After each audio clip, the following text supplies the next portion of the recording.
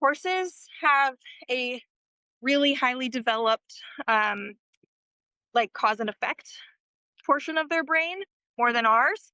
And so they're super attuned to anytime X happens, Y happens. Like if they, whatever that may be, leg goes on, I go forward, leg goes off.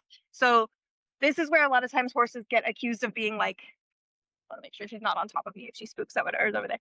Um, Horses get accused of being like manipulative or like they were like plotting to ruin your ride or whatever. And people will tell these stories about why their horses being the way they are, but really it's just cause and effect. So, like a classic example of this is the horse that bucks somebody off and then starts bucking all the time.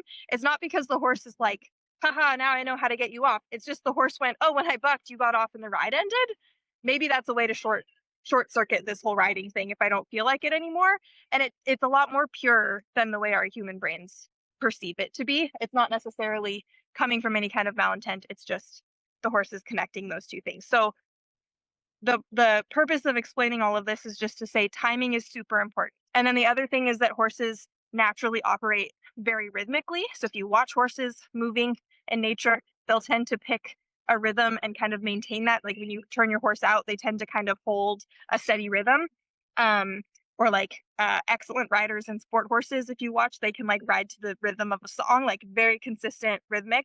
And so whenever we're asking anything of our horses, we also want to be thinking about that rhythm and using that as part of our communication.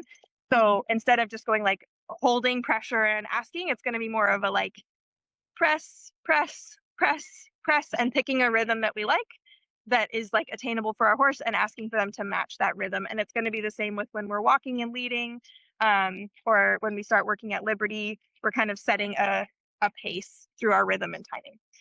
Okay, that was a lot. Any questions about pressure and release or rhythm, timing, anything along those lines? Cool. Okay.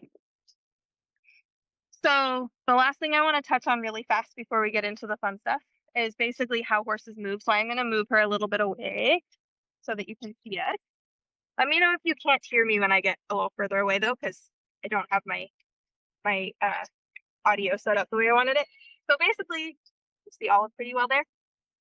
If I just move Olive's nose and not the rest of her body, the front feet follow her nose. Generally, this is not always true, but broad strokes, front feet will follow the nose. And then if I ask her to move her hind end goes the opposite direction of her nose. So I'm taking her nose this way, and her hind end is going the other.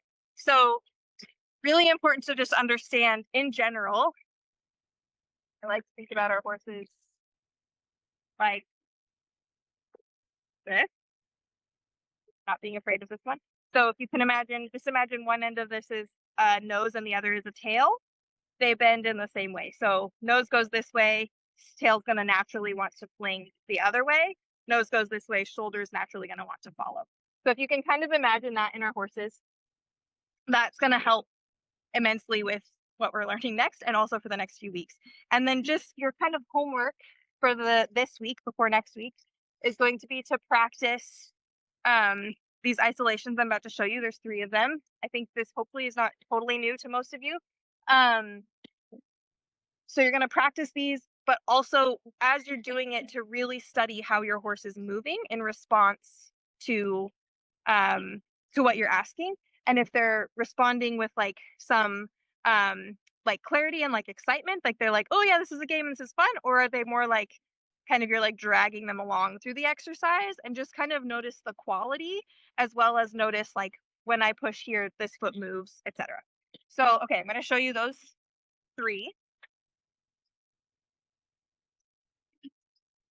So the first one, make sure she's in the frame. We're going to move the hind end. So all I'm going to do is bring her nose a little bit toward me. And I don't even have to touch her because she knows this one already. But I'm just going to put pressure on the hind end.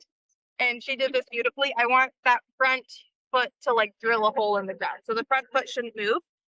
If you need to actually touch your horse, which I didn't with her, but if you need to, the pressure point is really easy to see. It's just here. It's this calic. We're going to be actually doing our pokey fingers pressure there and with a little bit of rhythm. So you might do a little like press, release. And as soon as she moves, you're taking that pressure away. And when you want another step, you're adding the pressure back.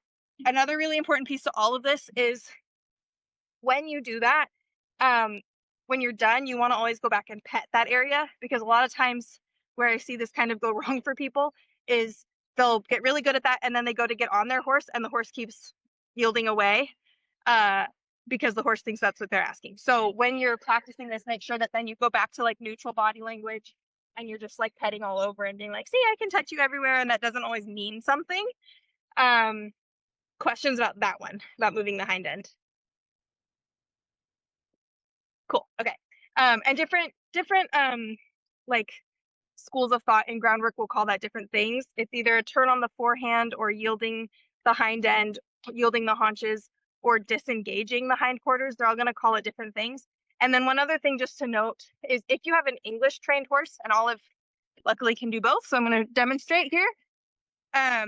They will walk with the front end while they yield the hind end, and that is okay. So she's just going to walk a larger circle with her hind end than with her front end. So she's still moving. She's not drilling a hole like she did the first time I demonstrated that, but the hind end is going to be wider around me than the front feet, and that's totally okay. So if you have an English horse, it's going to be really hard to get them to plant the front feet, and same when we switch to the next exercise. So just know that going in, and we don't need to rewire that for them. Just expect that the correct answer is that the hind end goes away when you ask it to go away, even if there's some movement. Does that make sense? Excellent. Okay. Ruby. Yeah. No, that makes me forget what the first one looks like. Like, were you walking? Yeah, will you show it again? So for this one, and I'll use my hands sort of a whip because that's always differentiation. Okay, so all I'm gonna do is just bring her nose a tiny bit toward me, and I'm just gonna sorry, let me get her so you can actually see me.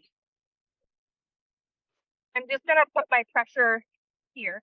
So for her, because she's so sensitive, I just like angle my body. I imagine there's a laser in my belly button, and I just point that laser at that calic. But for you, as you're learning, you may have to actually physically touch that spot.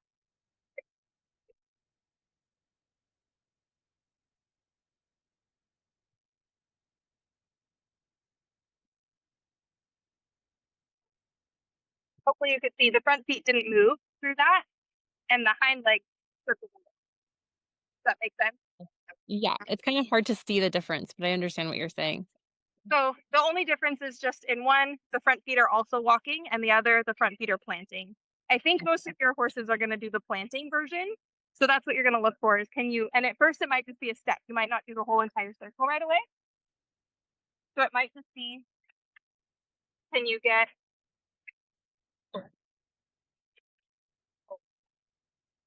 one step? Oh, something scary over there. I just call that good. So just one step with the hind end and the front feet stay still, and then give them the reward that was what you were asking. Does that make sense? Mhm. Eventually you'll get to the place where you can go all the way around and that front foot stays still. Got it. Is that clear so far? Yeah. So keep practicing no matter what. But if these do feel really easy, instead your homework is going to be to challenge yourself. So think, can I get this left front to cross behind the right? Mm. Or can I get the right hind to cross under the body? Or can I get her to step out to the side with the right front? And like give yourself really specific, or you can even like pick a spot on the ground and see, can I get her to stick her foot on that spot and see how precise you can get the movements based on your communication. Because that's really what we're practicing right now is learning how to read your horse's body language, asking them to learn how to read your body language, and finding a mode of communication that makes sense to both of you, because that's what we're going to build everything else we do on top of that base of communication. I also think like part of groundwork in general and communicating with horses in general is kind of learning to trust your own intuition a little bit. And I think like the more you kind of ask with confidence, even if you're not asking necessarily correctly according to me or horsemanship or whatever, um, if you just kind of come in with like an air of confidence, your horse is more likely to kind of go with the plan and at least attempt, if that makes sense. Um, and if you kind of come in and you're like second guessing yourself and you're like, I don't know if I remember correctly or whatever, then you're most likely going to have a hard time, even if you are doing it correctly, because your horse is just going to again be reading your body language and um your like intentions, and they're gonna like see right through that and be like, well, if you don't know, then I don't know, and then it's just not gonna go anywhere. If that makes sense. So the hardest part of all of this is not necessarily remembering the mechanics of how to ask for the movements we're looking for, but actually like finding the confidence in yourself to just go try and just like trust yourself. Yeah. All right. Cool. Well, if you think of anything else, or if the people watching this tomorrow think of anything else, feel free to email me or text me or something, and then we'll either cover it next week or at the big clinic. And yeah, good luck. Hey, Have I'm excited.